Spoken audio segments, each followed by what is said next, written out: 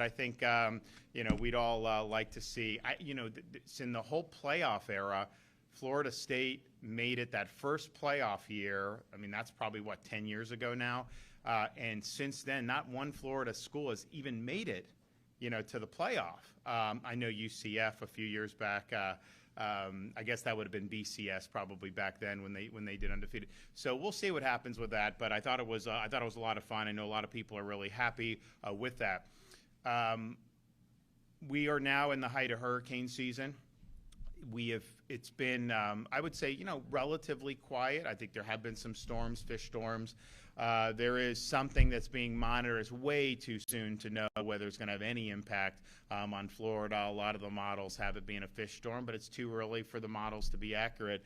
So we'll see. I will just say that September, as you get into September, this is kind of the height, certainly mid to late September, beginning of October, historically, about when you get storms. So just as a reminder, we've made permanent sales tax elimination on the disaster preparedness items. So if you haven't prepared, you have a chance to prepare.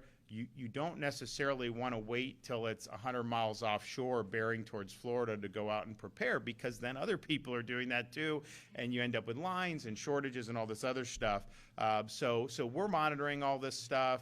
Obviously, we would like to have a season where we don't have any significant impacts. I think that'd be good for everybody, given that we've had 6 major hurricanes in 7 years.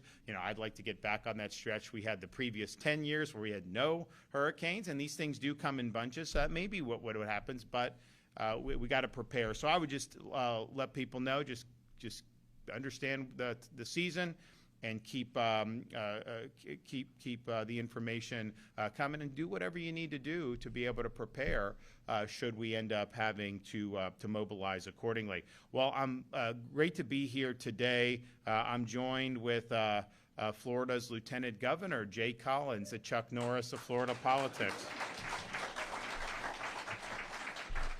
FDLE Deputy Commissioner Shane Pollard, and last but certainly not least, our great sheriff from Seminole County, Dennis Lima, who's been fantastic on so many different issues.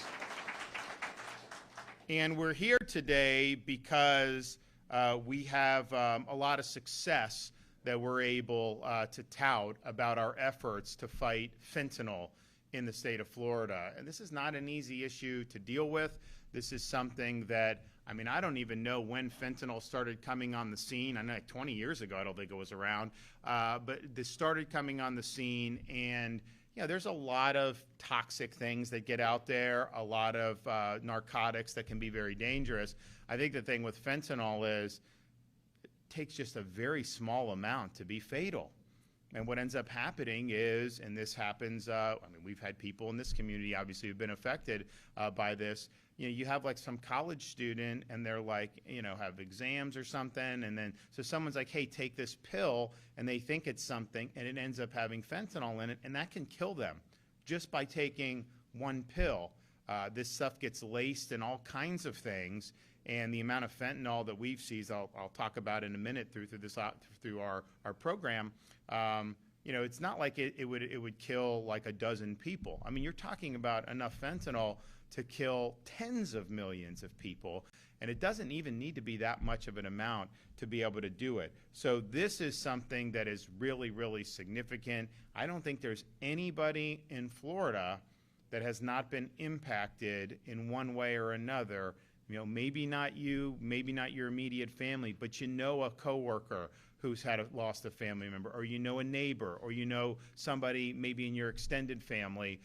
This is something that's been really significant. And I know a couple years ago we were hitting over 100,000 drug overdose deaths across the United States of America, and fentanyl is the main reason why it reached the levels that it has. Now, part of our approach to this is understanding we've done a lot on working with kids, and the First Lady has done a lot on letting kids know in school. She has a program called Your Facts, the Future, about the facts, your future, about how damaging this stuff can be. This is not like it was like in like the 60s. Some of these high school kids are smoking grass, whatever. Like, not that they should be doing it, But like now, you smoke something, if that has fentanyl in it, it's like playing Russian roulette with your life. So the stakes are so much higher. And I know a lot of parents get very, very concerned about this. And so educating about the risks so people know that this stuff is out there is really, really important. And you obviously want to be able to have an impact on the demand side. We've also done our CORE program, which is kind of a full spectrum response to opioid addiction and opioid overdoses. You know, people can overdose, they get sent to the hospital, they get revived, they just kind of get put back on the street. Well, when that happens, you're likely going to end up using again. And so this is a full spectrum, once you get out of the hospital, still having support and also being able to be put on a regimen if they need to be, so that they're not going back to that. And it's been very successful, and that's led in part to the reduction in opioid overdose deaths throughout the state of Florida, you know, which we're very proud of. So the demand side is really, really important. Information, having ability to treat, all that is something we've really leaned in on. But you know, you have to recognize that this stuff is pouring across the southern border, or certainly was under the previous administration, in massive numbers. This is a huge business for drug cartels. People on the street can make a lot of money selling it, and this is something that we have to take very, very seriously from a law enforcement perspective. As we're working on blunting demand, as we're working on helping people who may be addicted, we got to throw the book at the people who are spewing this poison into our communities. And so in 2001, of course, I launched a number of emergency measures to help with the southern border that was happening in Texas, and they were able to do a lot of good work down there. And that was state law enforcement, state guard, National Guard, you name it. We also launched Operation Vigilant Sentry, which is our maritime operations to protect the peninsula of Florida from these vessels that come in, you know, illegally. And the Coast Guard has always been the one that's been in charge of that.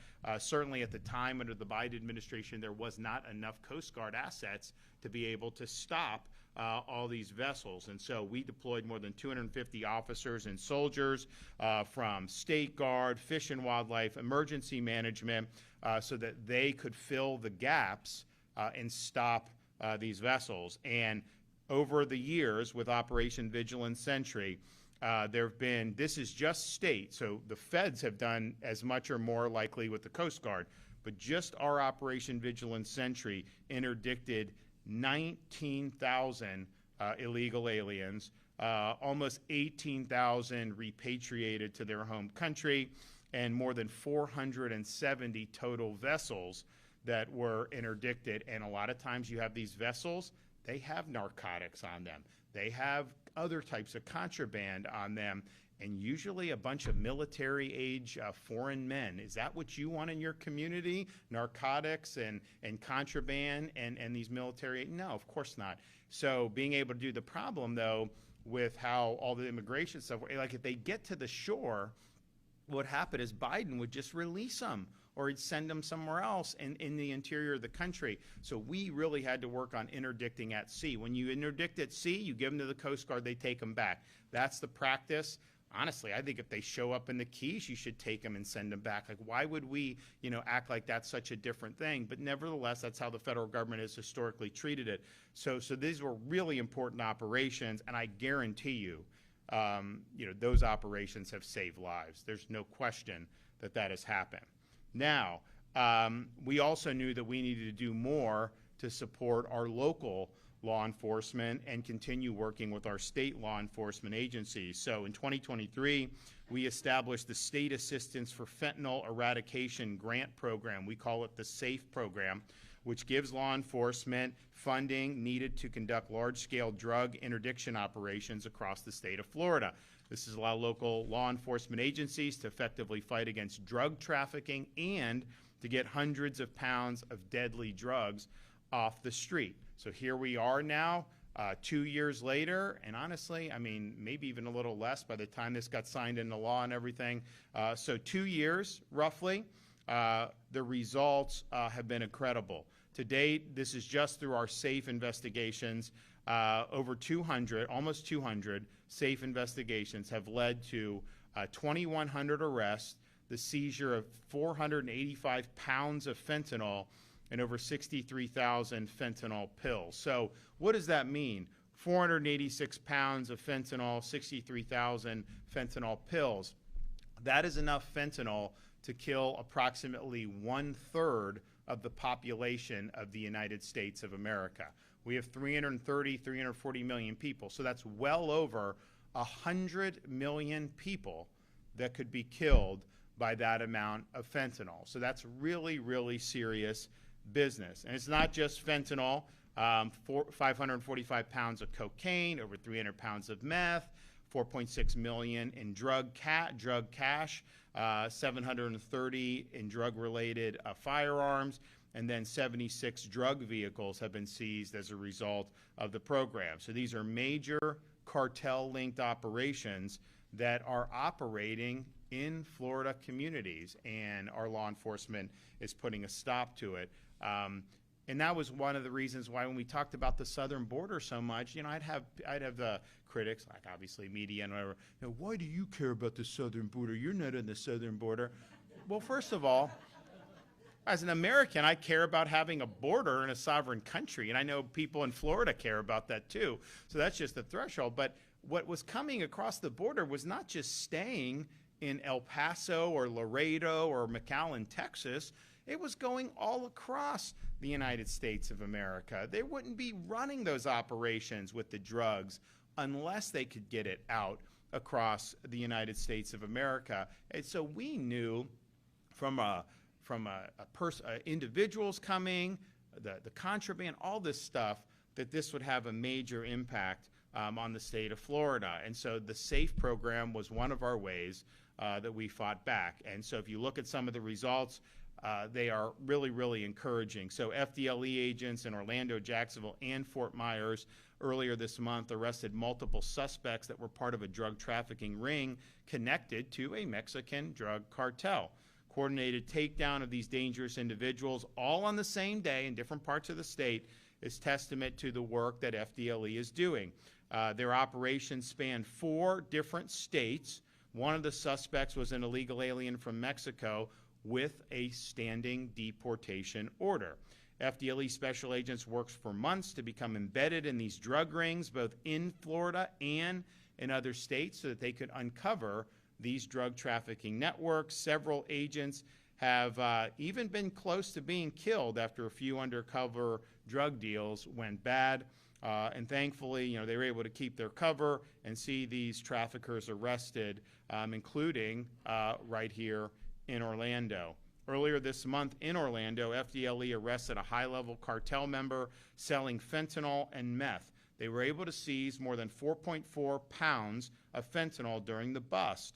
That's enough. 4.4 pounds of fentanyl could kill 1 million people. FDLE Orlando also arrested an illegal alien from Colombia, a former Colombian paramilitary leader responsible for cocaine trafficking and who had admitted to committing 29 murders. What are we doing with these people in our country? Are you kidding me? In South Florida, FDLE dismantled a fentanyl-laced meth ring that used street dealers at motels to flood communities. And then just weeks ago in the Florida Panhandle, an illegal alien and Gulf cartel human smuggler, previously deported twice, was arrested by FDLE and sentenced after being caught smuggling other illegal aliens from Cuba, Honduras, Nicaragua, and Colombia into the U.S. across the southern border during the Biden administration. So FDLE has really been tip of the spear on this. We appreciate that. But you've also had these local sheriff's departments that have done amazing work. So right here in Orlando, FDLE worked with the Orange County Sheriff's Office. They launched a multi-jurisdictional investigation known as Operation Burn, Baby Burn, that broke up a drug trafficking organization importing fentanyl from Mexico and from California. 17 arrests made, 6 pounds of fentanyl seized, 4 pounds of cocaine, enough fentanyl to kill 1.3 million individuals. Jacksonville, Operation Jacob's Ladder took down a Gulf cartel pipeline sending monthly truckloads worth millions of dollars of meth, fentanyl, cocaine into Northeast Florida. Jacksonville Sheriff's Office and FDLE arrested 14 suspects, seized 164 pounds of cocaine and enough fentanyl to kill more than 1 million Floridians. Over 75 pounds of other drugs were seized, along with an entire tractor trailer and 13 firearms. This now incapacitated criminal group sourced its illegal narcotics from Mexico via Texas through the Gulf Cartel, whose leader is nicknamed the Friend Killer. Cartel presence in Florida is significant because for years the cartels have been known to be Mexican drug cartels operating in the Sunshine State, the Sinaloa and Jalisco cartels, and they're both currently at war with each other. In Polk County, Sheriff Grady Judd's team, working with FDLE, seized 64 pounds of fentanyl in one case this June, enough to kill 14 million people. And they arrested cartel members tied to both of the Mexican cartels. This was the largest fentanyl seizure in the county's history. In fact, Polk County alone has seized more than 25% of all fentanyl captured as a result of the SAFE program. Polk's overall SAFE investigations have seized enough fentanyl to kill, in one county, 24 million Floridians. In Suwannee County, a rural county that often needs financial support from our SAFE program, FDLE worked with the Sheriff's Office to seize enough fentanyl to kill the entire county of Suwannee 43 times over. Rural sheriffs and their teams are often asked to do more with less, and SAFE gives these smaller counties the muscle to match big city cartels. In June of this year, FDLE and Suwannee County Sheriff's Office seized enough fentanyl to, as I mentioned, do significant damage in their county. So the SAFE program is working. This is something that we need to continue going. Last year, I recommended an additional $20 million so that we could keep our SAFE program operational. Now, the legislature did fund some of it, but not all of it. They funded $13 million, but this is something that absolutely deserves support in the next legislative session. So we have $7.7 million committed to active contracts. There's now about $5 million that are left for new contracts. Now, that may be enough to eke through the fiscal year, but it's not going to be enough to continue the momentum and continue to save lives. And so we will be recommending, when I roll out my budget later this year, additional funding for the SAFE program, and we will obviously work with the legislature to ensure that, and it's kind of rare where you fund something and then 2 years later you have significant deliverables. That's rare in government. Not as rare in Florida state government, but very rare throughout a lot of government. But these results are significant. These results have made our community safer. These results have saved the lives of many Floridians. And so I want to thank everybody that's been involved in this. This is a success story. There's a lot more that needs to be done, and I know the cartels aren't just going to fold up tent just because Florida has really gotten tough. And it's not just the SAFE program. I mean, we've also have very strong laws in place, in Florida. When I became governor, they were pushing to repeal Florida's truth in sentencing law so that people would have let out a lot of felons, and they wanted to be more lenient on things like fentanyl crimes. I put the kibosh on that, and so we now have really stringent penalties. And what Sheriff Lima and others will do is appropriately is, if you're dealing fentanyl and you sell it to somebody or give it to somebody who ends up overdosing and dying, you can be charged and should be charged with homicide. And that's what they're doing, because these people know that what they're doing, is killing people. So I want to applaud everyone that's been involved in that. We got to keep the momentum going. We can't just sit here and say, these are great successes and then just move on to other things. There's a lot of our family members, particularly our young people. You can make a dumb decision now and then, but you'd like to think like, you make a dumb decision, you wake up the next morning, you kind of realize you made a dumb decision and then just do. But this is, you may not get a second chance if you're taking something that has this amount of fentanyl in it. So people's lives are hanging in the balance. Okay, we're going to hear from some of our other speakers. So, you know, Jay Collins, I think a lot of you know him by now, but he was our senator from Tampa. He is a retired Green Beret. You know, he served 23 years in the Army, has a very distinguished record in a lot of these elite special forces units. But interestingly, you know, in the course of his military service, he ended up, you know, losing one of his legs. And so he had a decision about, you know, his future, and he decided that he'd be the first person in Army history to re-qualify as a Green Beret with a prosthetic leg. And he set out to do it, and he did it. Then he served another 5 years in Special Forces with that. As a senator, he's been strong on all the issues that so many Floridians care about, very strong against illegal immigration, all of our border policies. He's been right there supporting, very strong on combating fentanyl and supporting law enforcement. Also was the guy that got our bill enacted to ban the CCP from buying land in the state of Florida, which is something that we led the nation on. And so on issue after issue, he has run into the fights, into the fire. That's what he did in uniform. That's what he's done in political office. And then even more recently, when the hostilities broke out with Israel and Iran, we had a lot of people from Florida over there. We had college students. We had other people. The airport was closed. They were, you know, ballistic missiles were raining down. They asked for help. So the state of Florida, as we have been known to do, you know, I authorized an emergency mission to exfil people from Israel and bring them back safely to the state of Florida. We ended up getting thousands of people out of Israel at that time to safety, and then we flew many of them from Cyprus back here.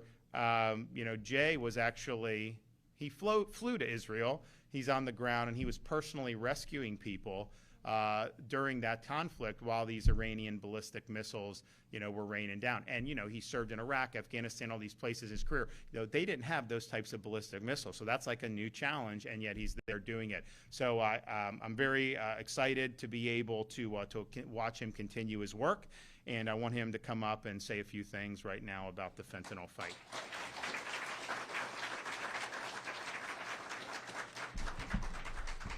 Well, thank you. It's good to see so many of you here today. And hard to live up to that billing, but I'll do my very, very best. First off, I want to address our law enforcement. Thank you for what you do in the community. It's not just the kinetic side of the job. It's what you do as community leaders, as beacons in the community that often I don't think we talk about enough. It isn't that primary risk.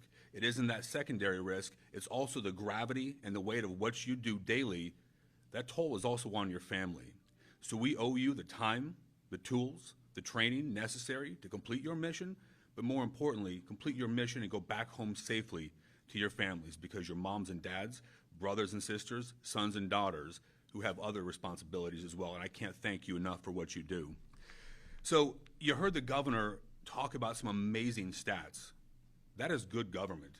That is government focusing on things that matter, taking criminals out of our community, stopping the influx and inflow of criminals into our communities, and prioritizing people. There are many who want to talk politics, who want to play games on these issues. But let me tell you something. Here in Florida, that is not what we do. We will prioritize our people. We will keep you safe. And if you put our folks at risk, either via drugs, via crime, we will hunt you down. We'll bring you back, and you will face justice, and you will be held accountable. That is a God's truth and promise each and every day. So let's talk about the SAFE program. You heard about the arrests. You heard about what it did to our community and how many people it pulled off the street. You heard about the risks with fentanyl. Think about those numbers. One of those was 24 million people could have been killed by the stash of fentanyl found. That's the population of Florida. How many times over? How many pounds are being pulled from this state? How many lives are being changed? How many lives are being saved because of the heroism of community leaders? So when we talk about having your back, we don't have your back when it's easy. We have your back 7 days a week, 365 days a year, 24/7, because that's how you serve the community, and I want you to know that our government does the same thing for you. Let's talk about what our FDLE leaders do. You know, your job is so multifaceted. You coordinate and work with so many agencies, so many personalities, but the results speak for themselves. Putting your neck on the line, leading something this dynamic, finding ways to solve problems that people haven't done before, i.e. getting outside our borders, getting out there in the water and interdicting them before they come to the state. That's life-changing. That changes policy. That puts new perspective on an old mission. You know, it's a blessing to get to serve our governor, our state, our people, the way I do as lieutenant governor. But when I tell you politics wasn't the plan, y'all, I unequivocally mean that. I wanted to be on a boat in the Gulf fishing with my kids after 23 years as a Green Beret. But you know what matters? Leadership matters. Look at where we are as a state. Look at where we have come from to where we are, and our future is bright because people stood in the breach, protected you from things like this, stood up for the things that matter, and now we are an economic juggernaut, an educational juggernaut as a state, and people are coming here and fleeing states with liberal ideology. Recently, you saw that I had the opportunity to fly to California and bring back that individual who killed 3 people on our roads. You know, we were accused of that being performative, but let me explain something here. Leadership isn't sitting at a desk. Leadership is getting out here and addressing the issues, getting out there and dealing with the problem firsthand. Now, I don't know what many people thought, but I wasn't really sure what Gavin Newsom was going to do, how California was going to stand up. Do you think they espouse our values? How many lives have been lost because of Gavin Newsom's failed policies, his inability to stand up for the American citizen? We're done with that here in Florida. We don't do it that way, we will never do it that way, and we are not going back because each of you, your families, your lives matter, and that is what we're focusing on right now. So just to bring this thing in for a landing, guys, if you put people at risk, if you bring drugs across our border, if you stand up and you push back against our law enforcement, we have their back, they will find you, you will be held accountable, and you will go to jail and serve your time because we care about our people, we care about the rule of law, and Florida is the shining city within our nation. We are that state that leads. Remember, when America wins, Florida is leading. We are those people. We led from the front, and we will not go back. So thank you, God bless you, and God bless these United States.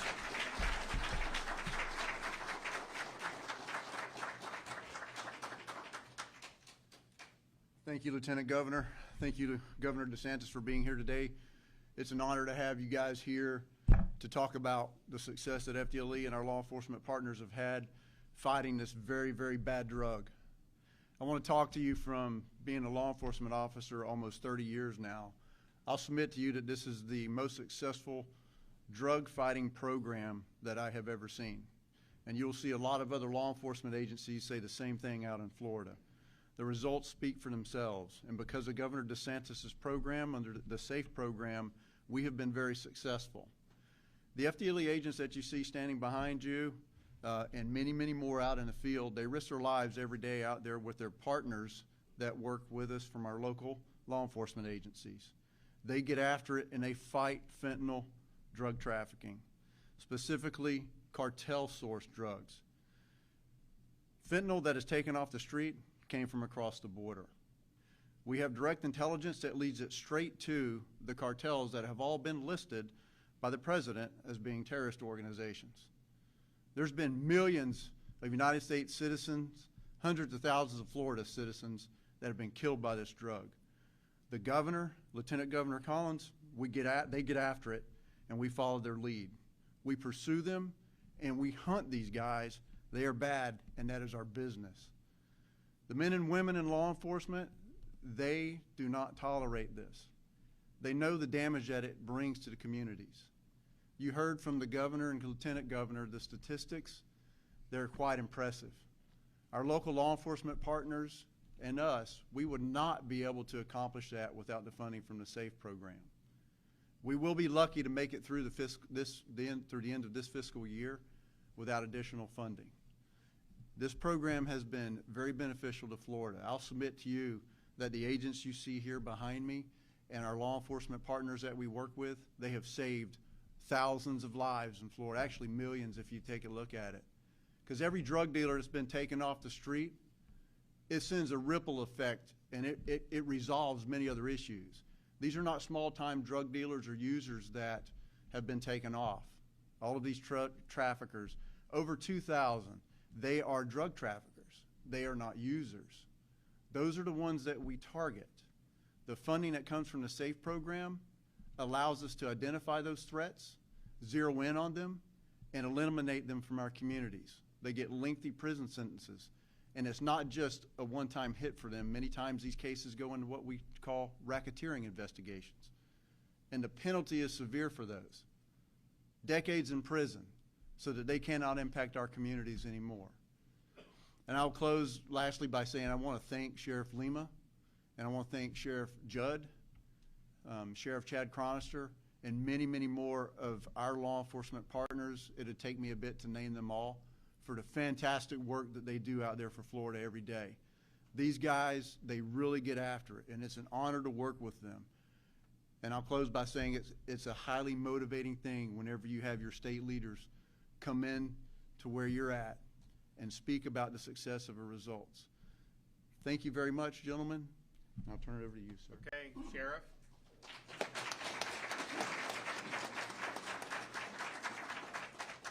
Well, good morning, everyone. First and foremost, I am so incredibly proud to live in a state that has a governor and a lieutenant governor who has wore the uniform of our country, protecting our domestic and international freedoms. That is incredibly rare. So I come to you today as the sheriff of Seminole County, but also the president of Major County, former president of Major County Sheriffs of America, and current president of the Florida Sheriffs. And I can tell you from working with Governor DeSantis from the early stages of his advocacy, he has not stopped. Actually, he deserves a lot more credit than what anyone has ever given him on this fight. Not just him, but First Lady Casey DeSantis as well, because in the early stages of this, she clearly was all in on her advocacy to protect our most vulnerable of our communities, and that is our kids. And her work has been instrumental and actually has an effect across the entire country. So let's talk about some of the legislative efforts that Governor DeSantis made it as a priority and delivered on. One, minimum mandatory sentences for people who are trafficking in fentanyl within our community. That is so incredibly important. There was a law for the longest time here in the state of Florida that determined that a murder case had to meet a criteria of proximate cause of death. Again, working with our legislative partners, the governor was able to bring home to change that to substantial factor, allowing us to charge drug dealers with murder. And in Seminole County alone, we've charged nearly 50 drug dealers with first-degree murder for dealing deadly doses of drugs on our street. But it didn't end there. We also recognized that there was a problem because we knew the life-saving effects of administering Narcan, reversing the effects of a drug overdose.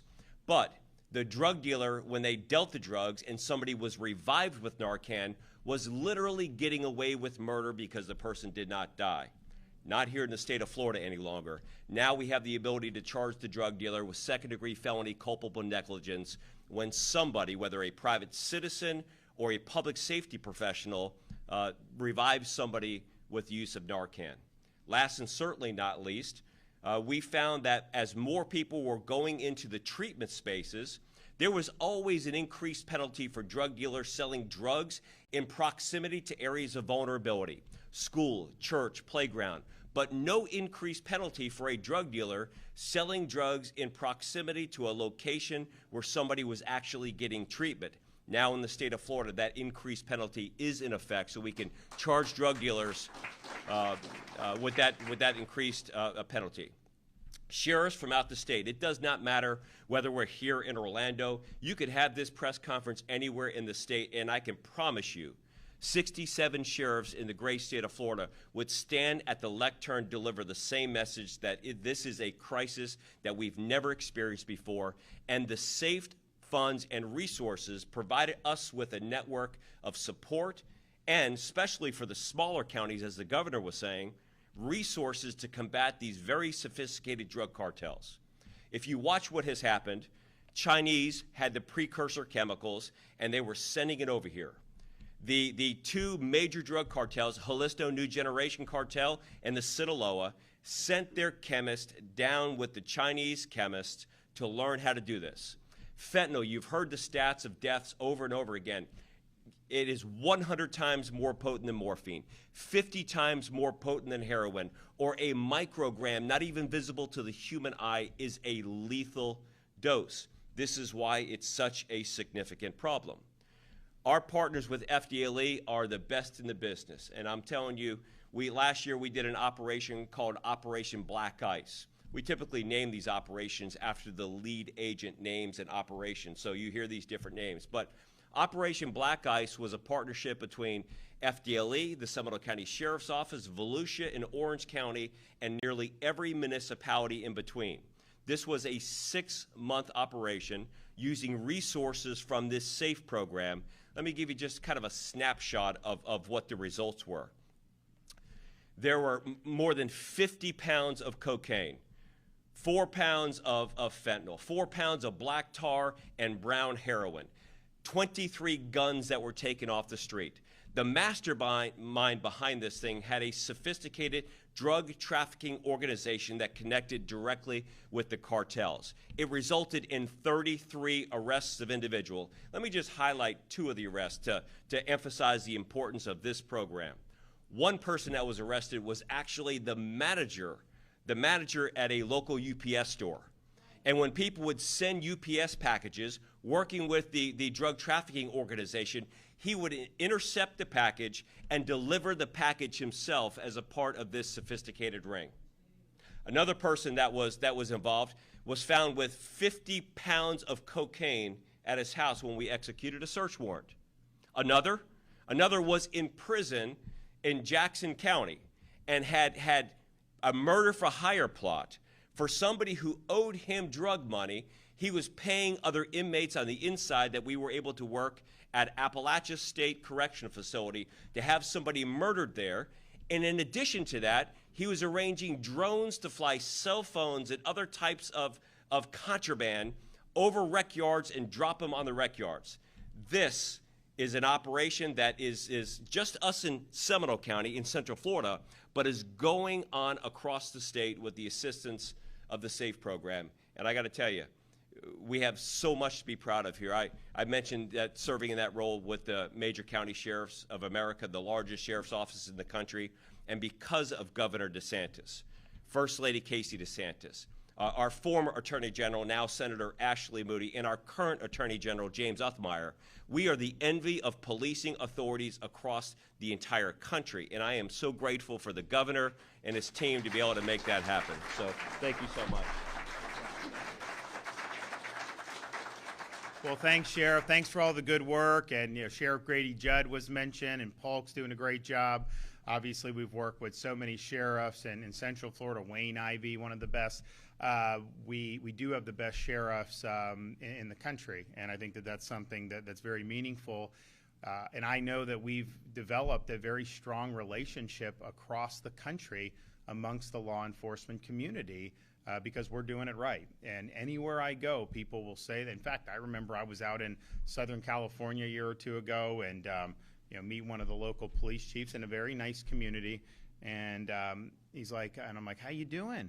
He's like, I'm doing great, Governor, but all my police officers want to move to Florida now because of what you guys are doing. And we do give you a $5,000 signing bonus, but it really isn't that as much as it's just they want to be in a culture that is putting public safety at the forefront, that isn't indulging in any of these ideological escapades where, releasing people from prison is somehow going to make everybody safer, or not prosecuting criminals and let them commit all these crimes. Like those are those approaches have tried. They're busts. They've really destroyed and hollowed out some of our previously great American cities. And so we're obviously not letting that happen in Florida. And with respect to the fentanyl, having strong penalties matters. And I'm not, saying that we're gonna get to a point where no one will ever want to come here and sell this stuff, because obviously, they're taking a risk. They can make a lot of money, and so they're willing to take the risk. But I do think there's something to be said for being tough and deterring maybe they make a different calculation about where in the U.S. they want to go. There was that story, actually CNN did it. It was like a year or so ago, and it was an illegal alien gang. It was a theft ring, and they were like looting stores in New York City, stealing from, I think, personal possession and personal residences, and they'd steal all this stuff, and then they'd sell it, and then they'd take the money and they'd come down to Florida and they would party and have fun and do all that, and then they go back to New York. And so the person from CNN is like, well, if you're spending all the money in Florida, why are you going back to New York to steal? Why don't you just stay in Florida? And they said, because in Florida, when we steal, they put us in jail. And so they did not want to mess with that. So, you know. And I do just want to, because the sheriff had mentioned it, it is interesting. Lieutenant Governor Collins, I had mentioned his background. Florida, out of all 50 states, we're the only state in the United States that has a governor and a lieutenant governor who are both military veterans. I mean, just one of 50 states. Of course, he doesn't want me to remind him, as a Navy guy, that, that Navy won the Army-Navy game last year, so we'll see what happens. It had been a little bit of rough sledding for a few years there, and then Navy they were underdogs, no question, and then kind of got back on it. But it's been interesting to see Army's program they have done very well over the last 10 years or whatnot, and so we'll be we'll do all we can to prevent open warfare from the governor's office when we have this year's Army-Navy game. All right, we have any questions back there? Yes, ma'am.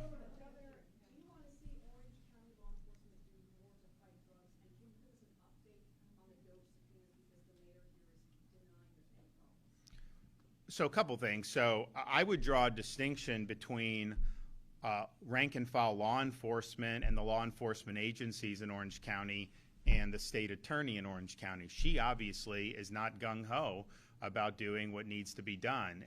And, we've obviously held her accountable in the past.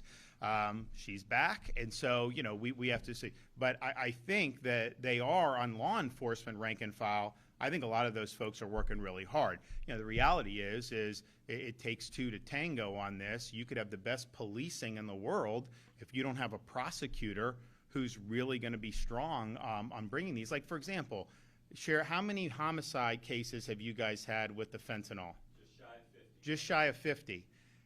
If that were in Orange County, would they have a chance to have gotten all those charges, homicides? No way, right? She just wouldn't do it.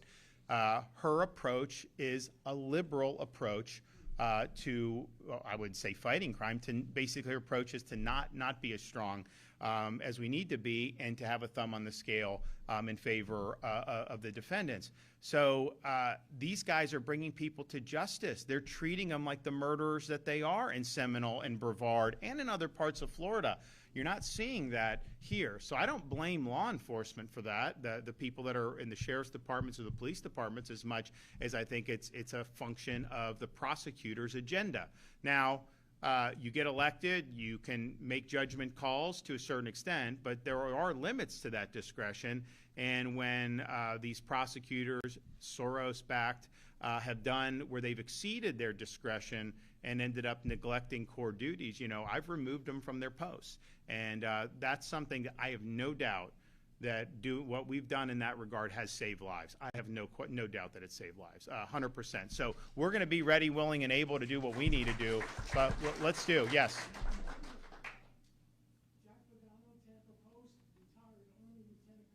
All right. Hooah.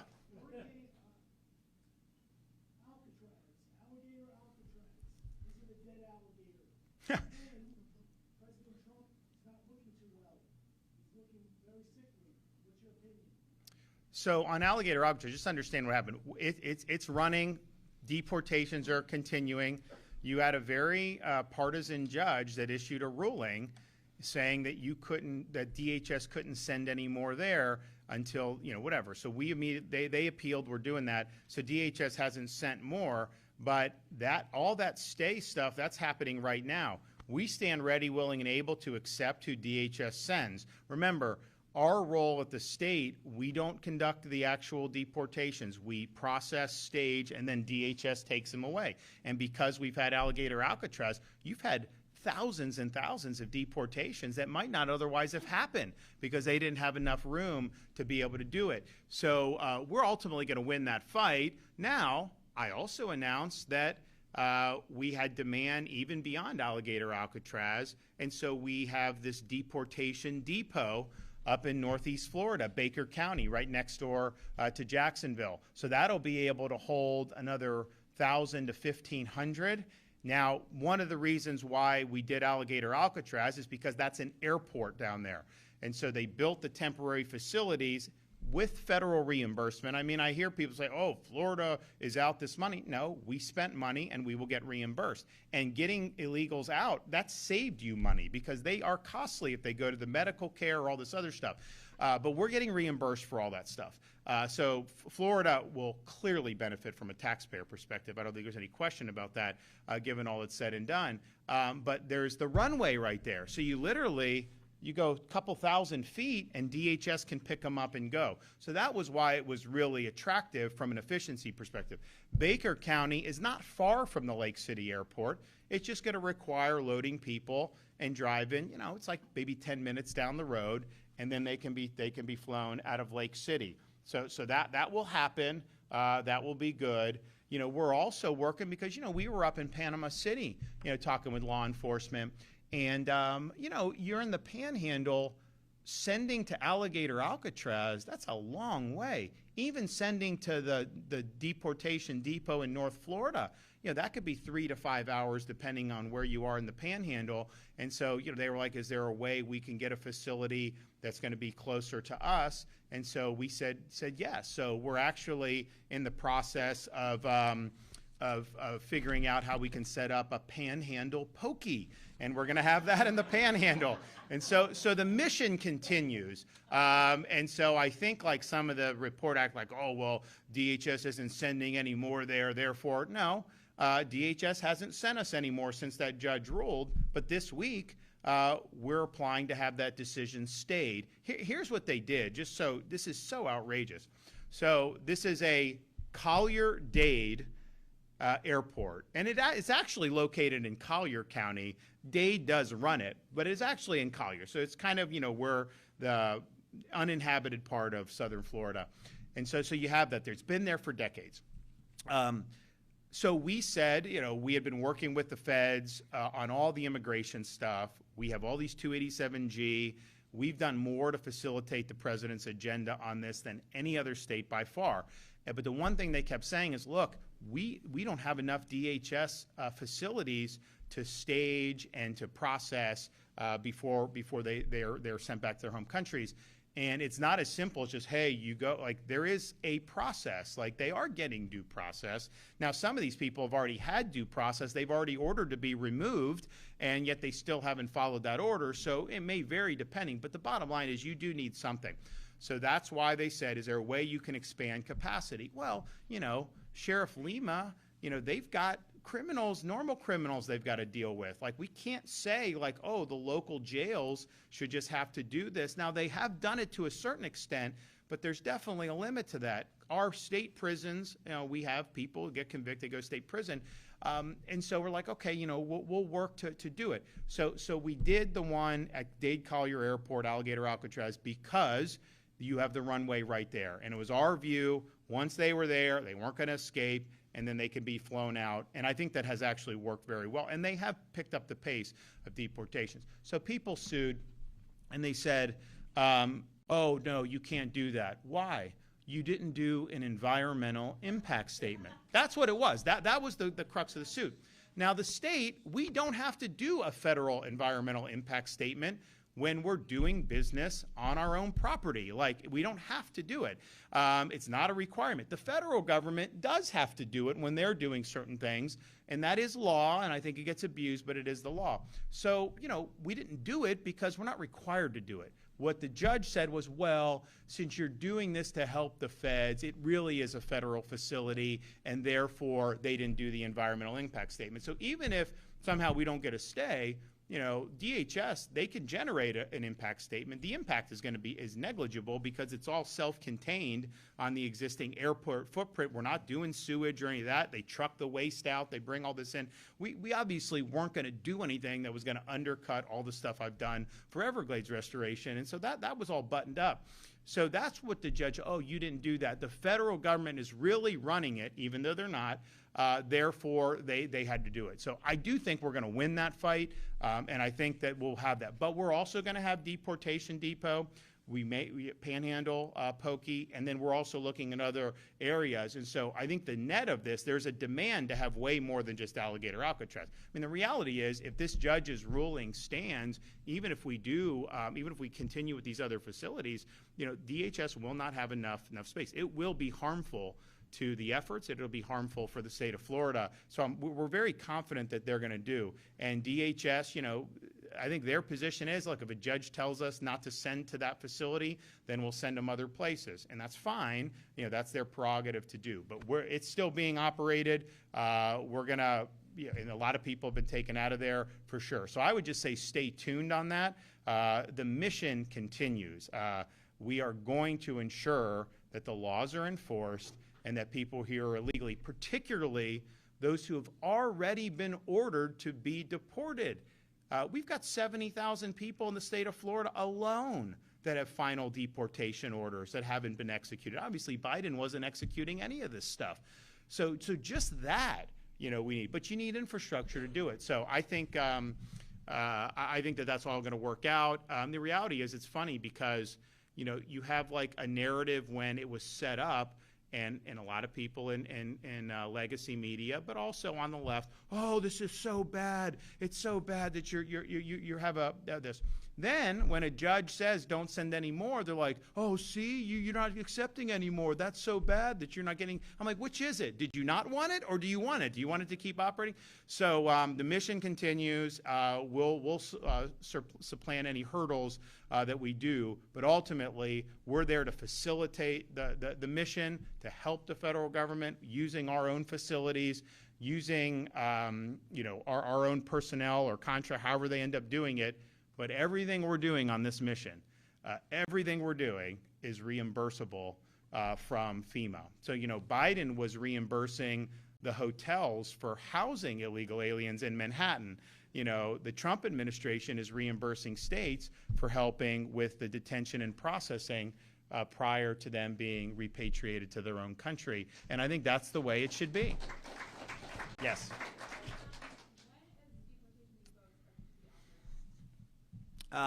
We will, it is momentarily. We will have an announcement on that maybe pretty soon. We may, you'll find out pretty soon, I think. I mean, we said it would, the runway we said when I announced it is basically the timeline that we'll be on. Yes.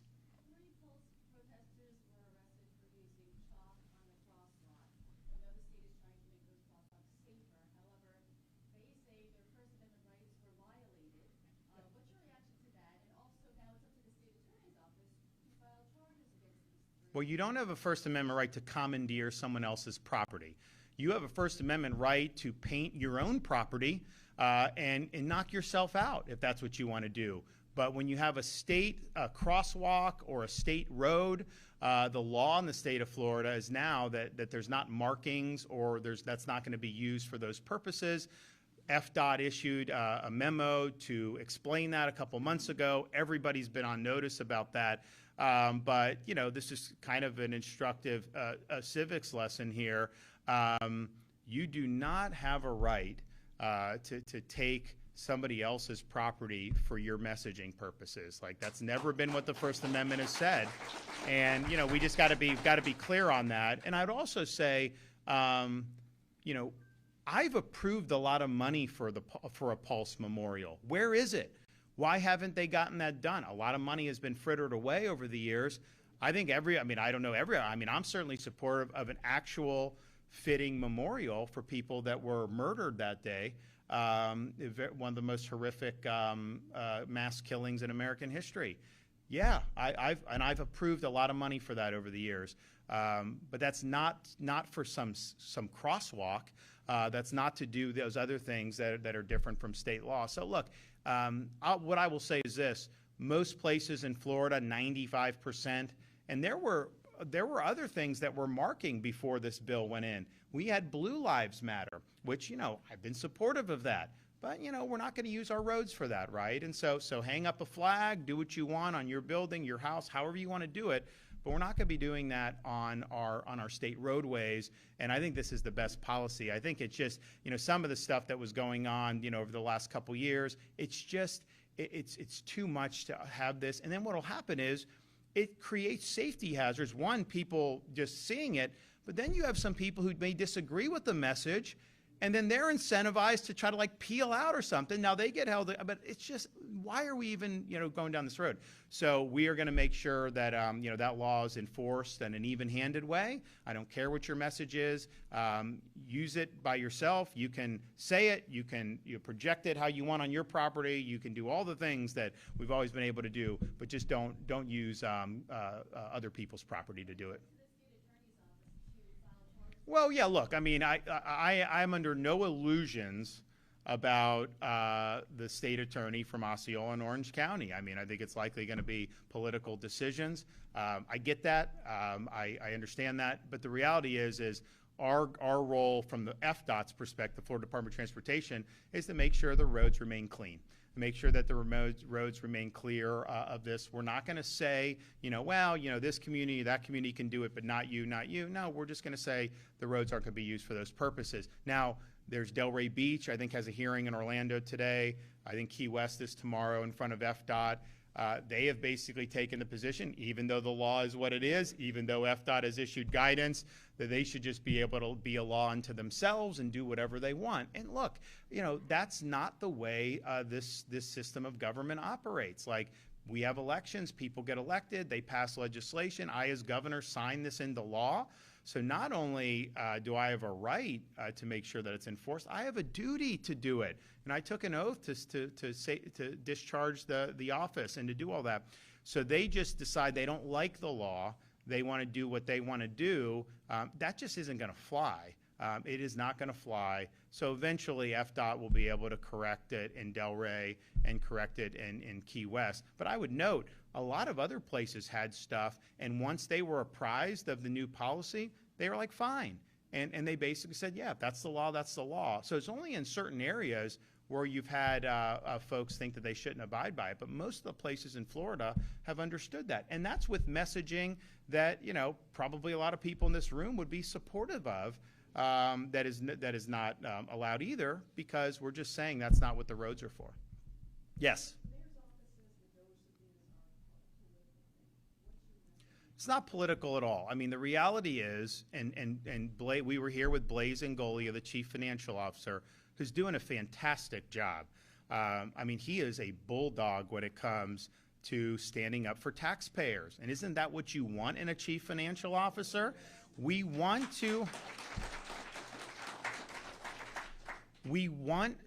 highlight the growth of these local government budgets. We have people that will come to us and say they're getting pinched by property taxes because their homes are being valued for more than what it was. And by the way, what goes up goes down. I mean, what was your home valued at in 2006 compared to 2010? You remember that period? Probably worth more in 2006 than it was in 2010 in almost every instance, I would imagine, given what happened with the market. So these things go up and down. So folks come, and then I have to usually remind folks, your property taxes are local. They're under Florida's Constitution. The millage, all that is set by these local taxing authorities. The money goes to them, and then they use it.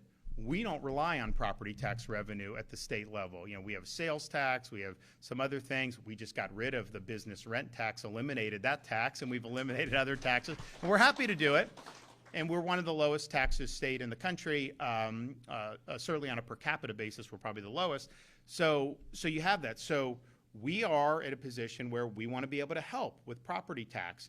But it's not something I can just ask the legislature, hey, cut the millage, do this, do that, because they don't have constitutional authority to do the local taxes. That is your counties and your cities. So what we're going to do is we're going to place a question on the ballot that is going to allow Floridians to be able to vote themselves relief from property tax. And as I said, my vision is, if you own your home, to truly own it, you have to own it free and clear of the government. You shouldn't have to pay rent to the government. And, there'll be people that are, buying investment properties, fine, that's different. There's differences, but your personal home, we really believe should not be subject to tax. It's an unrealized gain. And I'm just one that's if you tax me at point of sale, I buy a car and I pay a sales tax on it.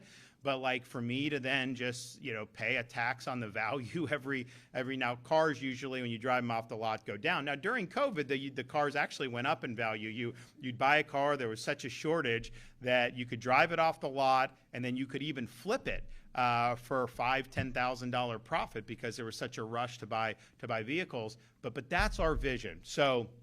And of course, so what do people say? Oh, that can't be done. You can't do that. And my question is why can't it be done? Look, the first place we went to with these audits was Broward County, Florida. They got 1.9 million people. They've had no net population growth over the last 5 years. Their budget's increased 60%. So the question is okay, why is it increased 60%? That's the whole reason that we're doing the DOGE, and we're also doing it on state agencies and our state universities. And we're looking at a whole host of things, not just spending. We're also looking at some policies of universities, and we're looking at how certain things are done in practice.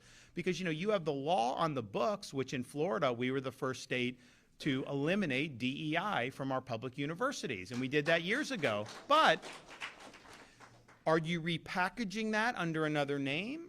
Is that being smuggled into lower levels of university? So we're looking at all that stuff, and we're looking at ways state agencies can do better. Although I do point out, if you look, the budget that we're under right now in Florida is spending less than last year's budget, and last year's budget spent less than the year before. I don't think there's many places that are actually reducing spending while still doing major things like teacher salary increases, moving Florida forward. Our I-4 stuff we're doing has already made a big impact. We do a lot more there, billions, and we're proud of doing that. But we're doing it on a budget. But yet so I could say, since I've been governor, we've retired almost half of the state's taxpayer-supported debt for all its history. We're the second lowest per capita spending in the country. New York has 3 million, 4 million fewer residents. Their budget's twice as much as ours. We don't need to be. No, you can always do better. So that's our view on that. But on the local governments, people are getting pinched by property taxes, and you're getting pinched to fund budgets that have greatly expanded. So the question is there room to be able to give you the property tax relief you want while pulling back some of the bloat that's happened over these last 4 or 5 years? And so the DOGE efforts are really, one, standing up for taxpayers, but two, letting people have the information about where their money's going when they're having to pay property tax every year. What is that going towards? And do you want to change that relationship you have with these local governments so that they can't keep picking your pocket, just for living in your own home? So that's what's good. That's it's not political or partisan. It's something that I think has a lot of interest across party lines, because it isn't like if you're one party or the other that you're happy that your property taxes have gone up. I don't think anybody's happy with that, especially when they haven't realized the gain. It's one thing if you sell your house, you get a new one, and you have a different tax basis, maybe it's taxed more. People are just living in their home, and they're having to pay more taxes even when the millage rate isn't increased because the assessments, your property's worth $200,000, $300,000 more, $400,000 more. And it's like, man, and here's the thing, you will get assessed higher. I don't know how aggressive they are at assessing you lower when the market goes down. That's, I don't know. Maybe some do. I know we've got some property appraisers who are probably pretty stand up around the state, but the reality is it's usually a one-way ratchet. So that's what that's what we're moving towards. Blaze is really doing a great job. And the fact of the matter is Orange County was not cooperative. He has the authority And then the state also has additional authority with the most recent budget. So when you have people reading off a prepared script and not willing to answer questions, as a taxpayer, is that acceptable to you? No, of course not. So this is something that I think is important. I think compliance is obviously required under the law, and I expect to see that. But I think Blaze has been good. You know, he's been very hard on Manatee County, which is a very red county. I mean, I'd have to look at the election results. I mean, you know, when I was running, I think we won it by like 30 points. It is not a liberal county by any stretch. He's also looked at like places in the Panhandle and elsewhere. So it isn't just the blue dots like Orlando and Orange County and Broward. Those are included. Gainesville's included too. I mean, they've got a lot of issues. But it really is across the board for all taxpayers. So I'm proud of what Blaze Ingoli is doing. I think we need somebody in that position that's going to be very aggressive at being an advocate for the taxpayers. And I think you're going to see that there's a lot of this, because you think about it, you know, if you're elected to one of these boards, commissioners, you're there, and then especially during COVID, it's like, okay, the whole world comes to Florida, right? People moved to Florida. Some people just vacationed in Florida. Some people just wanted to get away from the insanity elsewhere. So what happens is your coffers swell. So they're getting, property values are going up. People are buying homes, a lot of times sight unseen. You go back to like 2021, 22, people were buying homes without even seeing them. They'd be on the market and like an hour later it'd be sold. That was happening frequently in Florida. And so you had this rush, and then they're buying homes and the values are going up and the prices are going up.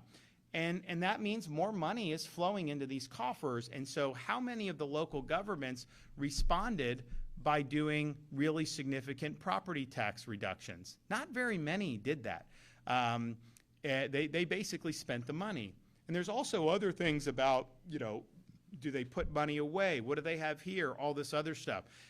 So people deserve the truth on this, and I think that the audits that Blaze are leading, you know, it's we've called it the Florida Agency for Fiscal Oversight, our FAFO audits, and you know, I think it's something that's really, really good for the people of the state of Florida. But you got to stand with taxpayers. I mean, we're the free state of Florida because we respect taxpayers. We do that at the state level more than anywhere. But we need to do it at the local level as well. All right, thanks everybody.